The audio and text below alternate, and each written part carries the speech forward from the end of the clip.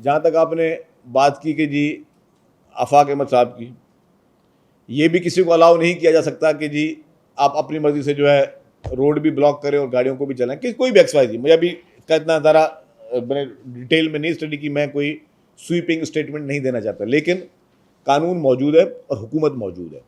आप हुकूमत को अपना काम करने दें। बगैर ड्राइविंग लाइसेंस के कोई भी शख्स अगर गाड़ी चलाएगा वो गिरफ्तार होगा। और एक चीज़ ऐड करता चलूँ, जो अंडर एज बच्चे गाड़ी चला रहे हैं उनको भी जो है वो इस चीज़ का सामना करना पड़ेगा। चार्ज पार्किंग फौरी तौर पर पूरे सूबे में जो है वो ख़त्म की जा रही हैं। तो अगर कोई भी KMC, DMC, HMC कोई भी इदारा अगर आपसे चार्ज पार्किंग के पैसे ले रहा है तो अभी आपने वो पैसे नहीं देने हैं। रात को 10 बजे से लेके सुबह 6 बजे तक 1 घंटे का इसमें इजाफा किया जा रहा है।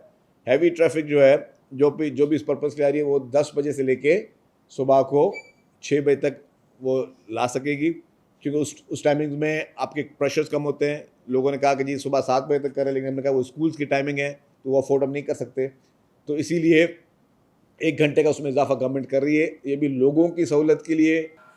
हैवी व्हीकल ट्रैफिक हैं जो पूरे सूबे भर में चल रही हैं, उनके लिए फौरी तौर पर हुकूमत सिंध उनकी फ़िटनेस पे जो है वो काम करने शुरू जा रही है। ये पहले भी मैं कह चुका हूँ कि ट्रांसपोर्ट महकमे के पास सिर्फ 2 मोटर व्हीकल इंस्पेक्टर थे जिनकी जिम्मेदारी थी कि वो सारी उन्होंने करनी, लेकिन अब उस पर कुछ मज़ीद तेज़ी करने जा रहे हैं। और उसमें मोटरसाइकिल से लेकर हैवी ट्रैफिक तक हर गाड़ी को अपनी फ़िटनेस सर्टिफिकेट रखना लाजमी होगा। जिस गाड़ी के पास फिटनेस सर्टिफिकेट नहीं होगा वो गाड़ी रोड पे नहीं चल सकेगी।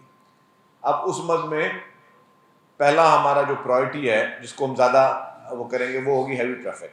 जितने भी ट्रॉलर्स हैं, जितने भी टैंकर्स हैं, जितने भी डंपर्स हैं, जितनी भी बसेस हैं, जितनी भी आपकी हैवी ट्रैफिक है, उनको महकमा ट्रांसपोर्ट जो है वो उनकी फ़िटनेस करवाएगा और फिटनेस सर्टिफिकेट रखना उनको लाजमी होंगे। अगर वो किसी गाड़ी की फ़िटनेस सर्टिफिकेट नहीं होगा तो रोड पे नहीं चल सकेगी। वाटर बोर्ड ने जितने भी वाटर टैंकर्स हैं उनको बार कोड्स दिए गए हैं। जो उनके पास रजिस्टर्ड हैं, जो उनके रजिस्टर्ड हाइड्रेंट से पानी उठा रहे हैं, उनको बार कोड्स इशू किए गए हैं। और जिनके पास बार कोड्स नहीं है वो गाड़ियाँ इम्पाउंड की जाएंगी। जिन जिन गाड़ियों के पास भी वो बार कोड्स नहीं है, क्योंकि वो बार कोड उसको दिया जाता है जो गाड़ी, उसको भी हम यही मज़ीद उसको अब एक और फंक्शन में ऐड कर देंगे कि वो गाड़ी फ़िज़िकल फ़िट होनी चाहिए, ताकि वो गाड़ी जो है खुदा न खासा कि कहीं पे एक्सीडेंट ना हो, कहीं पे कोई प्रॉब्लम ना हो।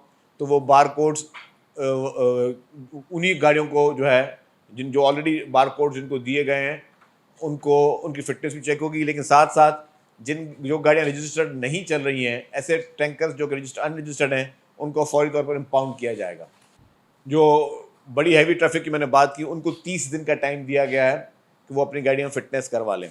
अच्छा, वो गाड़ियाँ जो कि दूसरे सूबों से आ रही हैं और उनको जो है वो अगर वो भी कोई सर्टिफिकेट दिखाएंगी तो उनके लिए भी लाजिम होगा कि वो सूबा सिंध से अपना फिटनेस सर्टिफिकेट ज़रूर लें। ये नहीं कि कोई गाड़ी बलुचिस्तान से या पंजाब से या खैबर पख्तूनख्वा से आती है, वो कहे कि जी मैं तो वहाँ से मैंने फिजिकल फिटनेस सर्टिफिकेट लिया हुआ है। क्योंकि पंजाब गवर्नमेंट भी ऑलरेडी जो है उन्होंने भी ये लॉ रखा हुआ है कि वो पंजाब में फ़िटनेस सर्टिफिकेट होना लाजमी है। तो इसी तरीके से सिंध हुकूमत ने भी ये लाजिम किया है कि जो भी हैवी ट्रैफिक होगी उसको सिंध हुकूमत का फ़िटनेस सर्टिफिकेट होना लाजमी करार दिया गया है।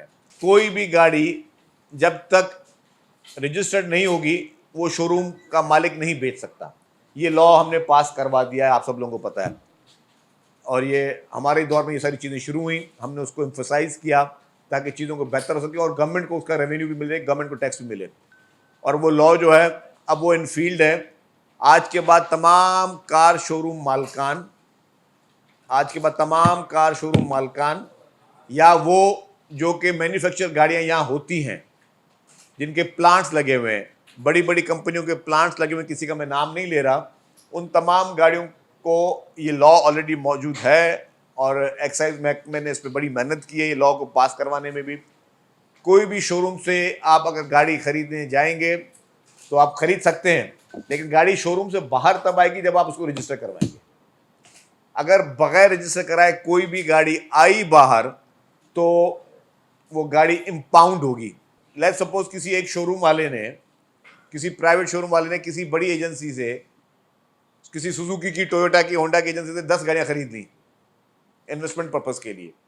तो वो 10 गाड़ियां भी अगर उसने खरीद ली हैं तो उस पर लाजिम है कि वो जो ट्रॉलर है, अच्छा वो बाय रोड वो गाड़ियां भी नहीं आ सकती, ट्रॉलर में गाड़ियां लोड कराएगा, अपने शोरूम पे खड़ी करेगा, ट्रॉलर पे लोड करके अपने जो कैरियर्स होते हैं, जो उसके कार कैरियर्स होते हैं, उसमें लोड करके अपने शोरूम पे खड़ी करेगा। और उसके बाद जब वो शोरूम पे गाड़ी खड़ी हो गई, वो भी तब किसी को डिलीवरी दे सकता है जब वो गाड़ी रजिस्टर्ड होगी, वरना उसके खिलाफ भी कार्रवाई होगी। सिवाय पुलिस एहलकार जो यूनिफॉर्म के है, किसी भी सिक्योरिटी एजेंसी का आदमी, प्राइवेट सिक्योरिटी एजेंसी का आदमी या किसी गवर्नमेंट सिक्योरिटी एजेंसी का आदमी वेपन को डिस्प्ले करेगा तो उसके खिलाफ सख्त कानूनी कार्रवाई की जाएगी। जो प्राइवेट गाड़ियां हैं उन गाड़ियों पे या गवर्नमेंट की गाड़ियों पे जो हूटर्स लगे हुए हैं और जिन पे लाइट्स लगी हुई हैं, उसका भी खात्मे के लिए ऑर्डर दे दिया गया है कि जी वो तमाम गाड़ियों को भी जब्त किया जाएगा जहाँ पे पुलिस की गाड़ी कोई